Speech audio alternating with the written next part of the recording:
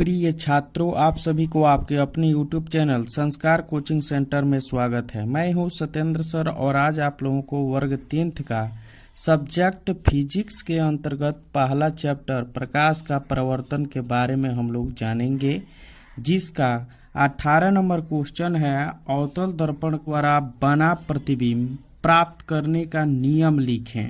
यानी कि अवतल दर्पण में जो प्रतिबिंब बनता है वह किस किस नियम के आधार पर बनता है। तो आइए पहला हम देखते हैं। प्रथम नियम, अवतल दर्पण के मुख्य अक्ष के समानांतर आ रही प्रकाश की किरणें परावर्तन के बाद मुख्य फोकस F से होकर गुजर जाती है। इसी प्रक्रिया को अवतल दर्पण का प्रथम नियम कहते हैं। यानी कि इस चित्र में हम लोग देखेंगे कि यह एक मुख्य अक्ष है और इस मुख्य अक्ष के समानांतर आ रही प्रकाश की किरणें जब अवतल दर्पण के परावर्तक सतह पर आती है तो वह टकराकर मुख्य फोकस F से होकर गुजर जाती है। इसी क्रिया को या परिघटना को हम अवतल दर्पण का प्रथम नियम कहते हैं।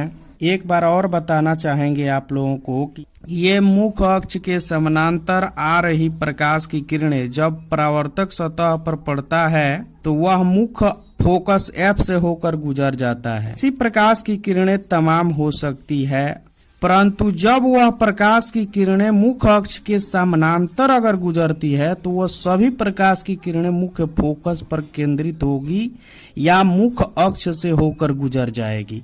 इसी परिघटना को हम अवतल दर्पण का प्रथम नियम कहते हैं। वेरी इंपॉर्टेंट, आप लोगों को याद हो गया होगा कि जितने भी प्रकाश की किरणें अगर मुख्य अक्ष के समानांतर अगर गुजरती है तो वह प्रकाश की किरणें परावर्तित होकर के मुख्य फोकस से होकर गुजर जाती है। अर्थात इसी प्रक्रिया को ही हम अवतल दर्पण का प्रथम नियम कहते हैं।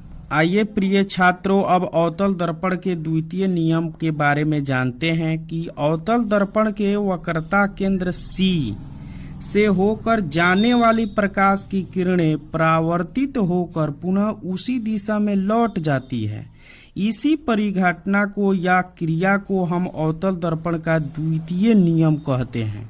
यानी कि इस चित्र में हम देख रहे हैं तो यह मुख्य अक्ष है और इस मुख्य अक्ष पर ही वक्रता केंद्र C और मुख्य फोकस F और ध्रुव P होता है, जो पिछले वीडियो में आप लोगों को बता चुके हैं ये सभी के बारे में। परंतु आज मुझे यह बताना है कि अवतल दर्पण के द्वितीय नियम क्या है। यदि प्रकाश की किरणें अवतल दर्पण के वक्रता केंद्र C से होकर गुजरती है और अवतल दर्पण पर परावर्तित होती है तो वह पुनः उसी दिशा में लौट जाती है, यानी कि वह वक्रता केंद्र C से ही होकर गुजर जाएगी। इसी परिघटना को तो अवतल दर्पण का द्वितीय नियम कहते हैं। आइए अब हम अवतल दर्पण के तृतीय नियम के विशेषताओं के बारे में जानते हैं कि अवतल दर्पण के तृतीय नियम क्या है।